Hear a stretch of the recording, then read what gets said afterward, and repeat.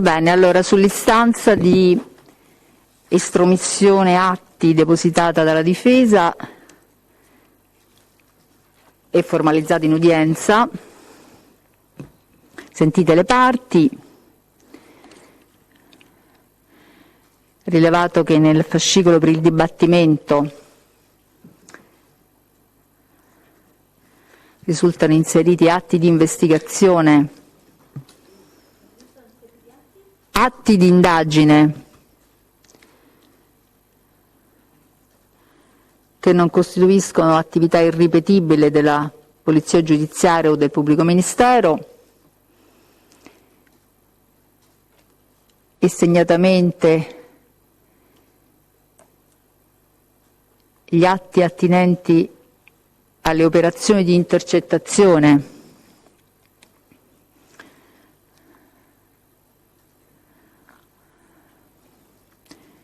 comprensivi apparentemente di tutti gli atti dei relativi sottofascicoli individuati dai singoli RIT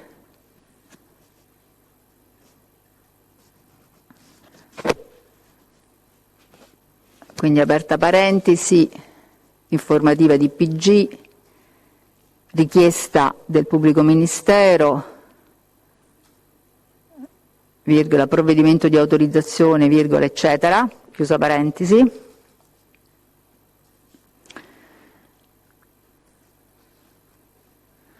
Per questi motivi, visto l'articolo 431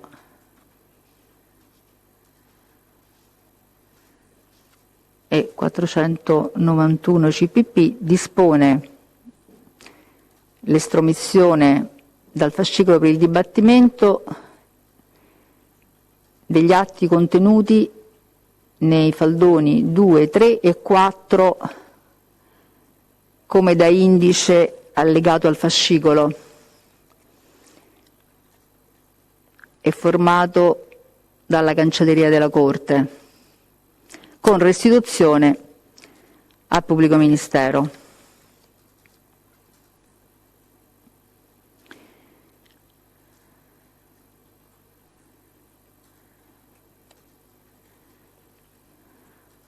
Allora, ciò detto, ogni altra questione che le parti hanno già anticipato la possiamo, diciamo così, la possiamo mettere comunque a verbale, che invita le parti ad anticipare con deposito alla cancelleria della Corte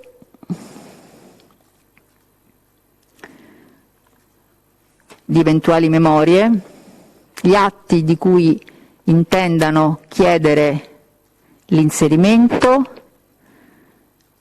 nel fascicolo per il dibattimento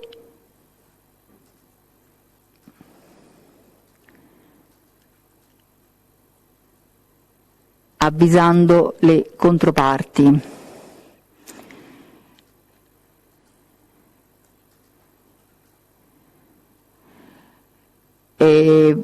Un po' prima ovviamente dell'udienza che vi darò. Allora, prima di darvi il termine entro cui fare questi depositi, allora noi pensavamo quindi in base al nostro calendario, che è chiaramente, come voi potete immaginare, piuttosto gravoso, però c'è una possibilità, una finestra che si è aperta per un'udienza interlocutoria, in modo da insomma cominciare a eliminare le questioni preliminari e andare oltre, il 7 di marzo, perché abbiamo dovuto annullare un'udienza per una rogatoria estera che non ci è stata confermata.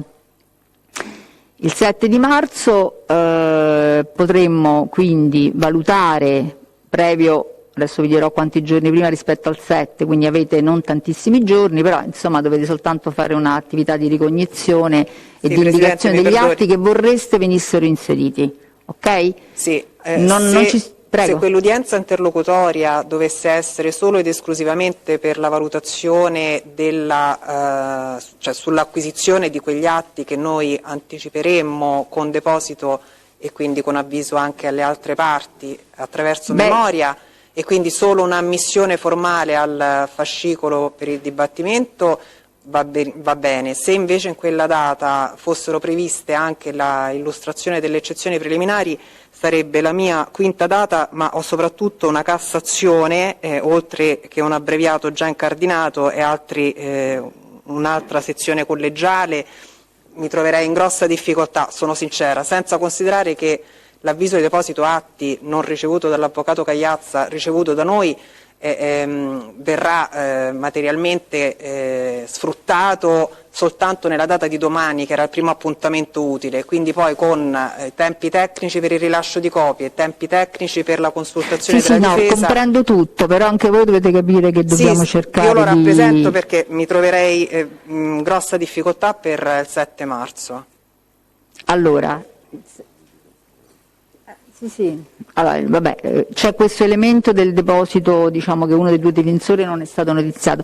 Ovviamente no, qui ci sono comunque due difensori, no, lo dico un po' anche per il prosieguo, cioè la Corte ha degli impegni stringentissimi. Assolutamente. E quindi, però essendo... mi rendo conto degli impegni degli altri, però gli impegni della Corte, considerato la natura del processo e il fatto che comunque abbiamo un calendario stretto, avete depositato delle liste testimoniali corposissime, quindi poi spero in un diciamo così ragionevole buonsenso delle parti anche nelle proprie richieste, nel senso mi trovo anche in difficoltà a formulare questa richiesta, però veramente... Allora, il 7 noi pensavamo sinceramente che voi potreste indicare che cosa volevate produrre, siccome immagino che alcune questioni, almeno da parte della difesa e anche da parte dell'accusa, in fondo sono state in qualche misura, diciamo così, già oggetto di scrutinio in sede pregressa, quindi non sono proprio cose nuove, non immagino che il PM voglia poi introdurre atti, non lo so, che le parti non conoscano, a meno che non siano atti di quest'ultimo deposito. Insomma, noi speravamo che quell'udienza servisse a dire cosa volete fare entrare voi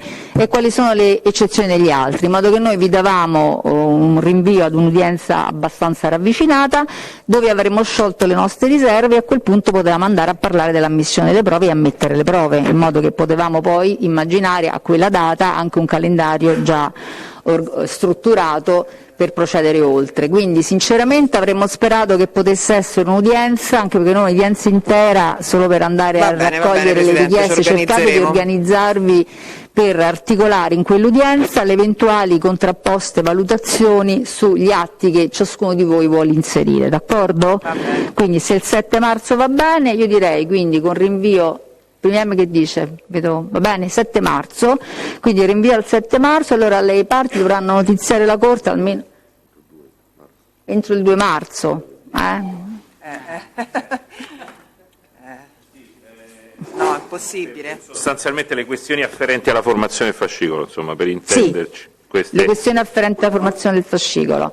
Poi almeno articolati in udienza, possibilmente se c'è possibile, se volete produrre qualcosa, se no insomma magari vi diamo qualche giorno per se volete depositare una memoria, però le argomentazioni, anche perché posso dire, cerchiamo di non scrivere fiumi di parole, cerchiamo di andare al sodo delle questioni, quindi le argomentazioni giuridiche vorrei che venissero esposte oralmente per dar modo a tutti di poterle contraddire.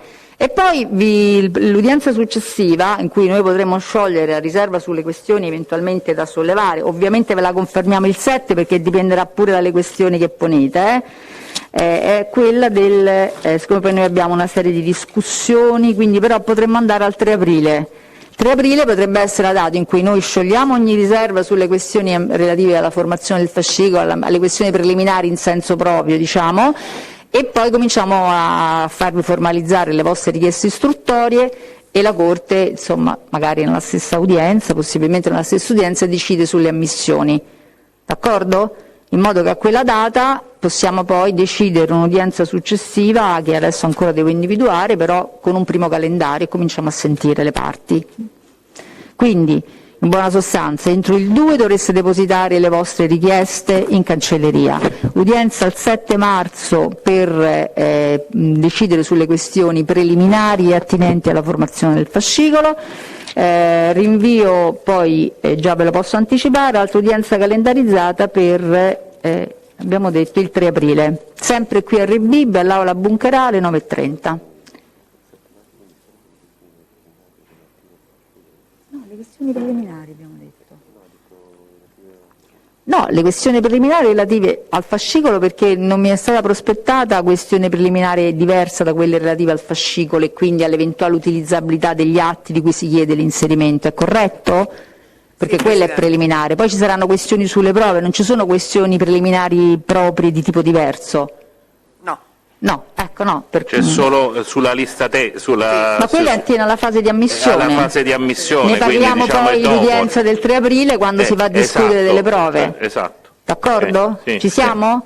Quindi rinvio al 7 marzo, ore 9:30, aula Bunker A Rebibbia, per la prosecuzione. Dispone il ripristino del videocollegamento con l'imputato con le modalità previste per l'udienza odierna. Udienza è tolta.